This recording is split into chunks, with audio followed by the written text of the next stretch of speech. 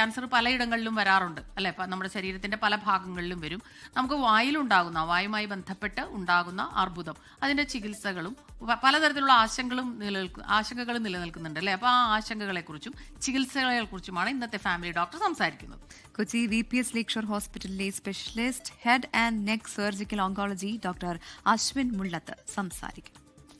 Family Doctor, supported by VPS Lakeshore.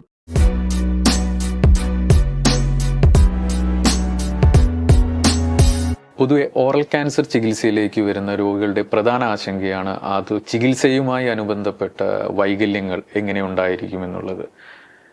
നമ്മുടെ early detection നടത്തി തുടക്കത്തിലേ കണ്ടുപിടിച്ചിരിക്കുന്ന oral cancer, for example stage 1 and 2 അസുഖം കണ്ടുപിടിക്കുകയാണെങ്കിൽ നമുക്ക് സിംഗിൾ മൊഡാലിറ്റി ട്രീറ്റ്മെൻറ്റ് മതി. അതായത് ഒരു സർജറിയിലൂടെ തന്നെ നമുക്ക് അസുഖം മാറ്റാൻ പറ്റും.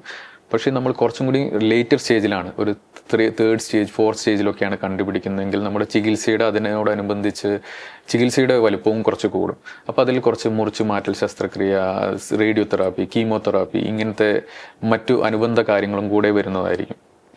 ഈവൺ പണ്ടത്തെ പോലെയല്ല, ഇന്ന് നമുക്ക് മുറിച്ച് മാറ്റേണ്ടി വന്നു കഴിഞ്ഞാലും നമുക്കത് പുനർനിർമ്മിക്കാൻ ഒരുപാട് ടെക്നോളജിക്കൽ അഡ്വാൻസ്മെൻറ്റ്സും ഉണ്ട്.